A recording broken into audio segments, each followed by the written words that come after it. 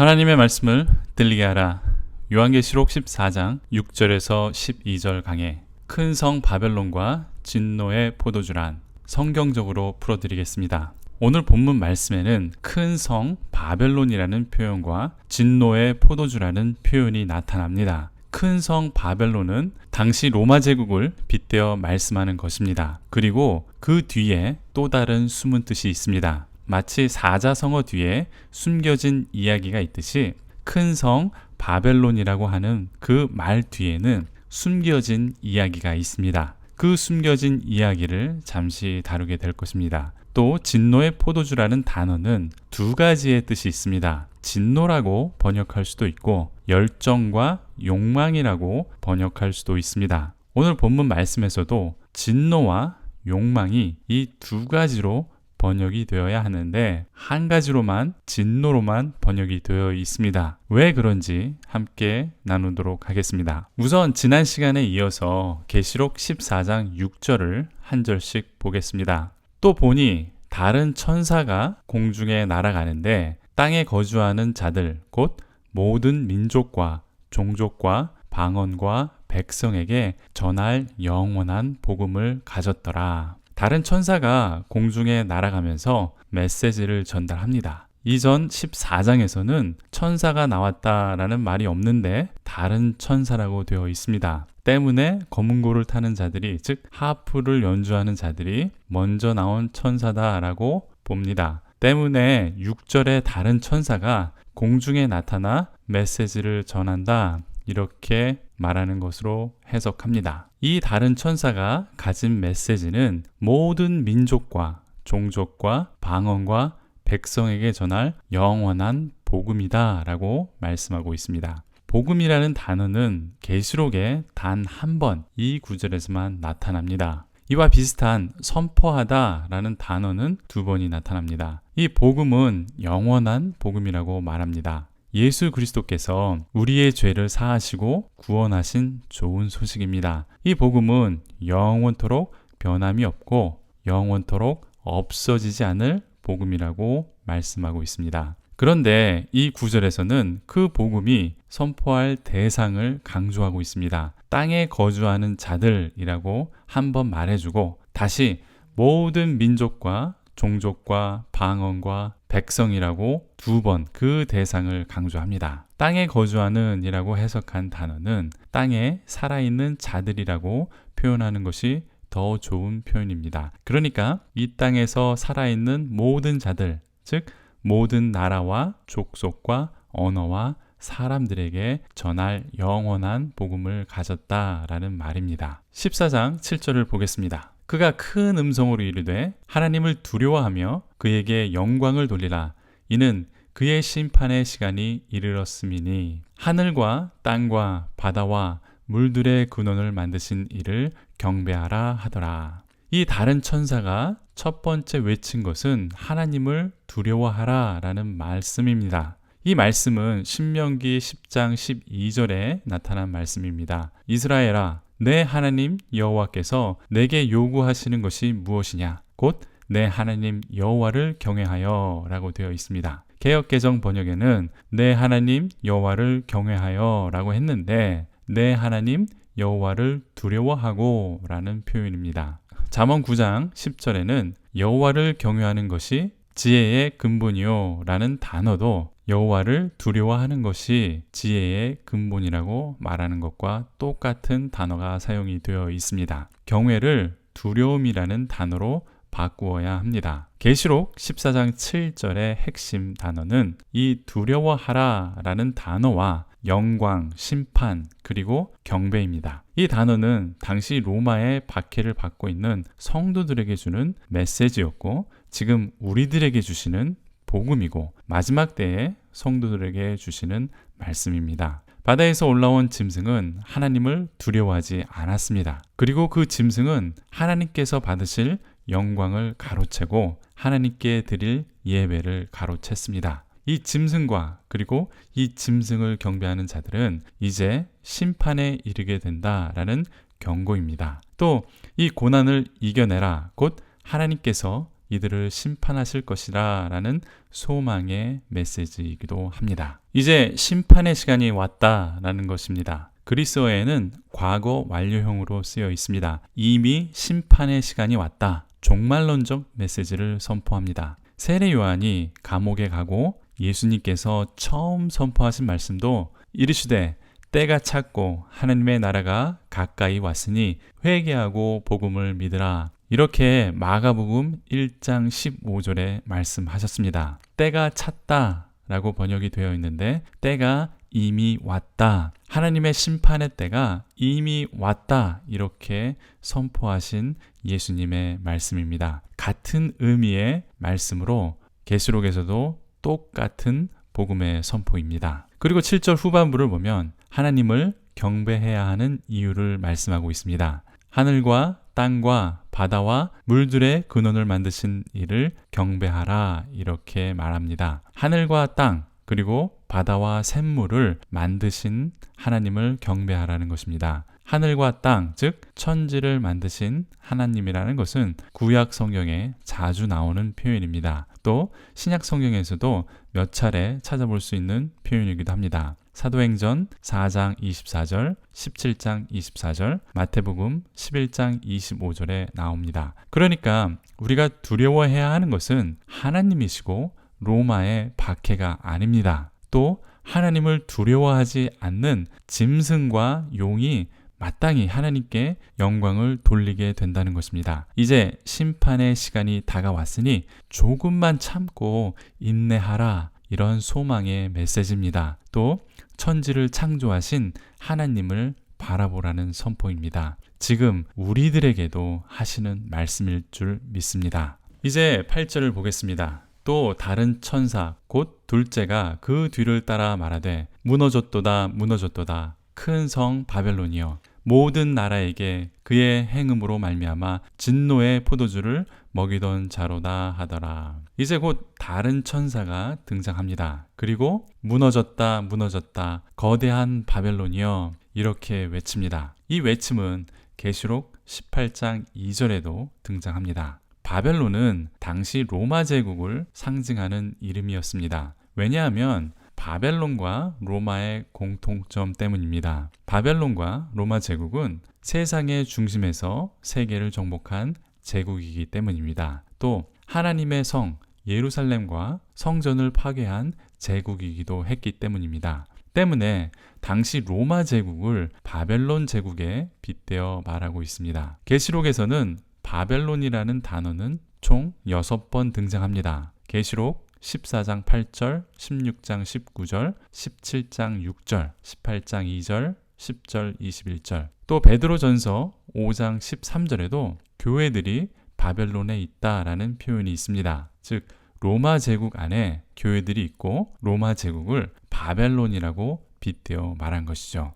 계시록 14장 8절에 보면 큰 성 바벨론이라는 표현이 있는데 이 표현은 다니엘 4장 30절에 큰 바벨론이라는 표현을 가져온 것입니다. 바벨론의 느부갓네살 왕이 도취하여 위대한 바벨론이라고 표현했던 표현입니다. 단순히 크다라는 뜻보다는 위대한, 영어로는 the great이라는 표현을 썼는데 한글 성경은 큰 바벨론이라고 번역을 했습니다. 크다라는 뜻이 포함된 위대한 바벨론이라고 말해야 합니다. 이렇게 느부갓네살 왕이 위대한 바벨론이라고 했다가 하나님께로부터 징계를 받게 됩니다. 느부갓네살 왕은 7년 동안 미친 사람으로 들짐승과 함께 살아가게 됩니다. 그렇듯 위대한 바벨론, 큰 성 바벨론이란 뜻 뒤에는 정말 위대하고 크게 만드신 분이 누구인지 말씀해주는 숨은 뜻이 있는 것입니다.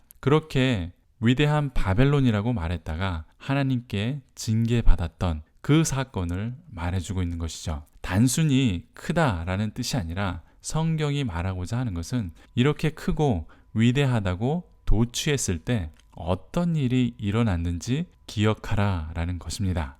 이것이 큰 성 바벨론의 뜻입니다. 계시록에서는 바벨론이라는 이름이 총 6번 나타나는데 그 중에 4번이 위대한, 한글 번역에서는 큰 바벨론이라고 표현이 되어 있습니다. 이제 우리는 큰 바벨론 또는 위대한 바벨론이 어떤 뜻인지 알게 되었습니다. 이중적인 뜻이 있는 것이죠. 이 큰 성 바벨론이 어떤 일을 했는지 8절 후반부에 나타납니다. 그의 음행으로 말미암아 진노의 포도주를 먹이던 자로다 하더라. 이렇게 되어 있습니다.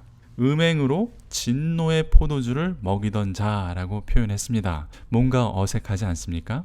진노의 포도주라고 번역된 진노라는 단어는 데이모라는 단어인데 대부분 진노, 재앙이라는 단어로 번역이 됩니다. 그런데 이 데이모라는 단어의 뜻은 열정적인 행동 또는 의도적인 욕망을 나타내는 뜻으로도 쓰입니다. 다시 말하면 열정과 욕망으로도 번역할 수 있다는 것입니다. 최근 학자들은 계시록 14장 8절 후반에서 열정 또는 욕망으로 해석해야 한다라고 말합니다. 영어 성경을 봐도 New American Standard Bible은 passion, 즉 욕망이라고 번역을 했고 New Living Translation, 이 성경은 열정적 타락이라고 약간 의역했습니다. English Standard Version도 풀어서 그녀의 성적 타락의 욕망이라고 완전히 의역을 했습니다. 영어 성경도 진노가 아닌 다양하게 번역이 되었다라는 것을 알 수 있습니다. 이 구절은 계시록 18장 3절 앞부분과 같은 표현으로 나타납니다. 진노의 포도주는 의도적으로 두 개의 뜻을 가진 단어로 이것을 반복함으로써 우리가 집중하게 하는 기법으로 쓰인 것입니다. 한국말도 같은 단어, 다른 뜻이 있습니다. 눈 하면 내리는 눈, 보는 눈이 있죠. 배 하면 먹는 배, 타는 배, 사람의 배, 이런 단어가 있습니다. 예를 들면 그는 배를 가지고 배를 탔습니다. 이렇게 말하면 이것을 듣는 사람이나 읽는 사람은 배가 어떤 의미인지 더 집중을 하게 되죠. 여기 계시록 14장 8절과 14장 10절에서 이런 기법으로 쓰인 것입니다. 그래서 14장 8절에 진노의 포도주보다는 욕망의 포도주라 이렇게 번역을 하면 더 좋은 표현이 되고 14장 10절에 들어가서는 하나님의 진노의 포도주라고 번역하는 것이 맞습니다. 이 번역의 한계 때문에 그렇습니다. 배를 가지고 배를 탔다. 영어로 번역하면 한국말에 있는 배의 느낌이 완전히 사라지죠.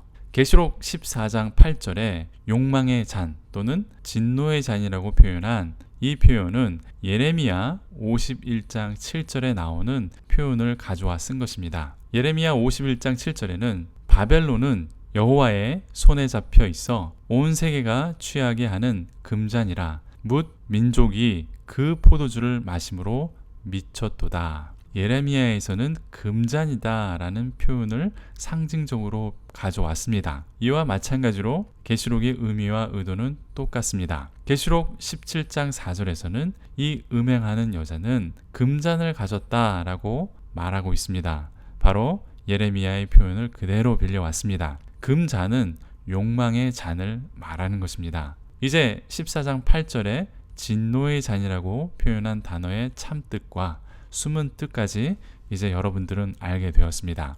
그러니까 위대한 바벨론은 진노의 포도주가 아니라 욕망의 포도주를 음행하게 마시던 자라는 것입니다. 진노의 포도주보다 더 좋은 표현이죠. 이 욕망의 포도주는 17장에 가면 금잔이다 라는 상징적 표현으로 바뀝니다. 왜냐하면 14장과 17장에 나오는 이 포도주 잔은 예레미야 51장 7절에 나온 표현이기 때문입니다. 성경 중심으로 해석을 하니까 뜻이 더 분명하고 정확하게 됐습니다. 이제 9절을 보겠습니다. 또 다른 천사 곧 셋째가 그 뒤를 따라 큰 음성으로 이르되 만일 누구든지 짐승과 그의 우상에게 경배하고 이마에나 손에 표를 받으면 이라고 되어 있습니다. 이번에는 셋째 다른 천사가 나타났습니다. 짐승과 그의 우상에게 경배하고 이마에나 손에 표를 받으면 이런 표현이 나타납니다.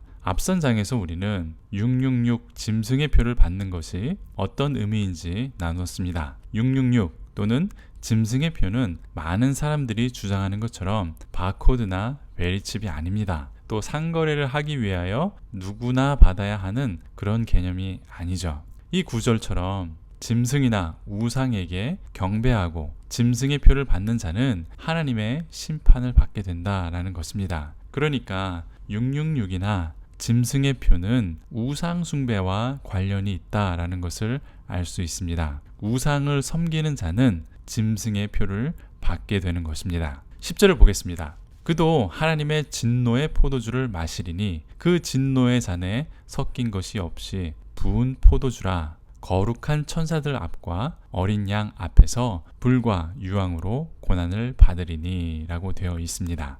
그도 하나님의 진노의 포도주를 마시게 된다라고 말합니다. 그는 짐승이나 우상을 경배하는 자를 말하는 것이죠. 그리고 여기에서는 진노의 포도주라고 해석하는 것이 맞습니다. 앞에 8절은 음란한 욕망의 포도주였고 여기 같은 단어이지만 10절에서는 진노의 포도주로 해석해야 합니다. 왜 그런지 앞에서 이미 설명을 드렸습니다. 이 진노의 포도주는 어떤 포도주인지 문장 안에서 설명해 주고 있습니다. 10절 중간에 보면 그 진노의 잔에 섞인 것이 없는 부은 포도주라 라고 되어 있습니다. 쉽게 말하면 하나님의 진노의 포도주는 섞이지 않은 독한 포도주다 라는 뜻입니다. 당시 사람들은 포도주를 물과 반반 섞은 포도주나 물 3, 포도주 2, 3대 2의 비율로 섞어서 마셨습니다. 시편 75편 8절에 보면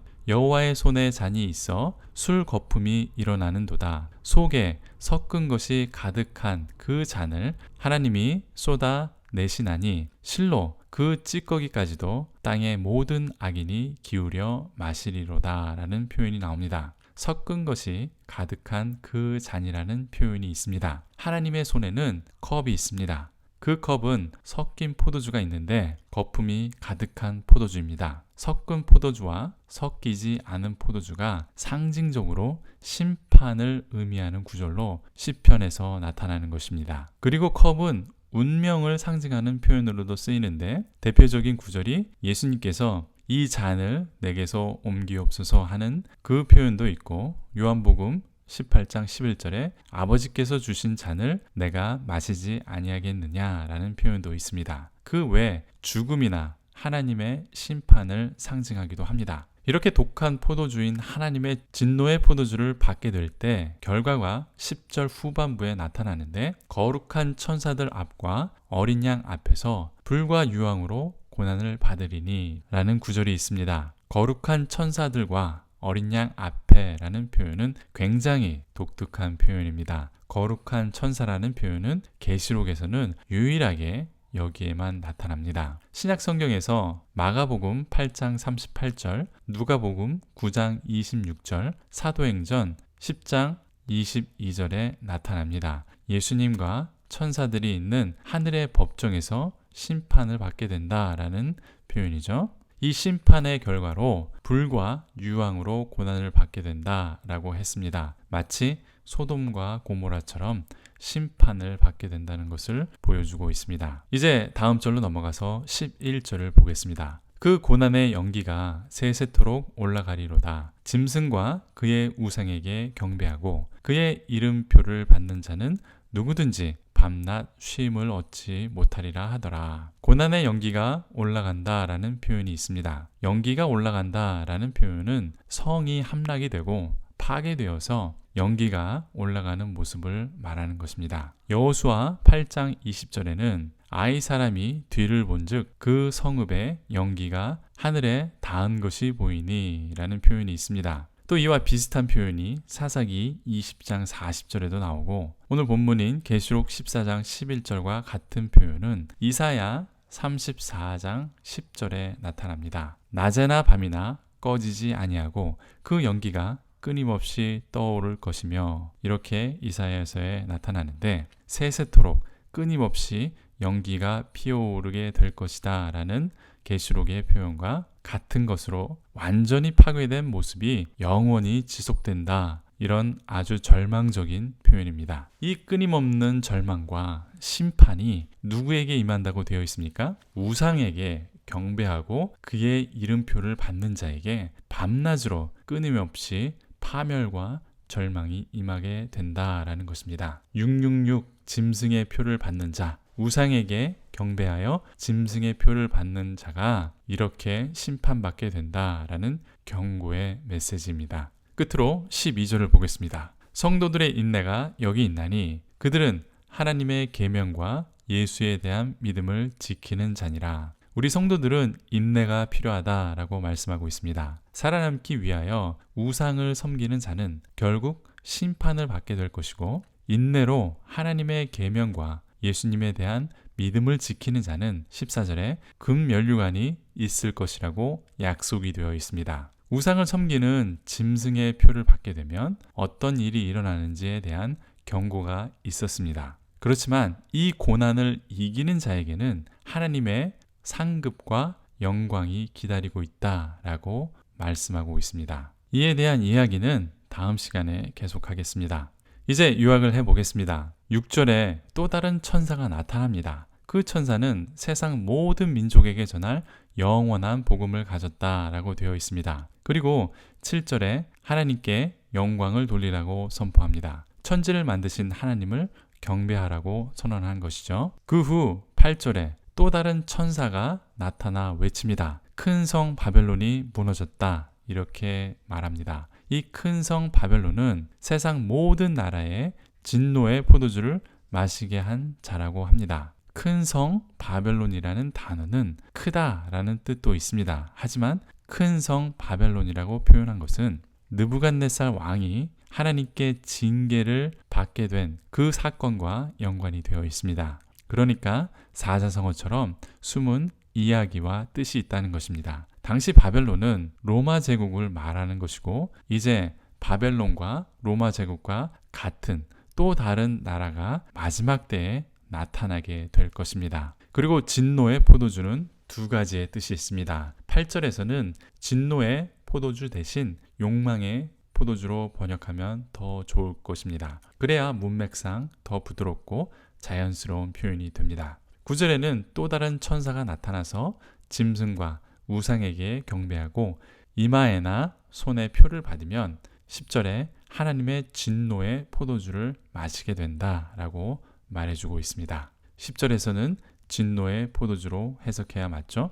그것도 섞이지 않은 독한 포도주라 이렇게 말씀합니다. 강력한 심판이 있게 된다라는 것을 비유적으로 표현한 것입니다. 그 심판은 천사들과 어린 양 앞에서 불과 유황으로 고난을 받게 될 것이다 라고 말합니다. 마치 소돔과 고모라가 불과 유황으로 망한 것처럼 이들도 망하게 된다라는 것입니다. 누가 이런 심판을 받게 되냐? 11절에 짐승과 우상에게 경배하고 그의 이름표를 받은 자, 즉 앞에서 말한 666을 받은 자들을 말하는 것입니다. 우상을 경배하는 자들은 밤낮 쉼을 얻지 못하게 될 것이다 라는 경고의 말씀입니다. 때문에 12절에 보면 성도들은 인내를 가지고 이 고난을 이겨내라. 하나님의 계명과 예수님에 대한 믿음을 지키라 라는 당부의 말씀입니다. 하나님의 계명은 행하는 믿음을 말하는 것이고,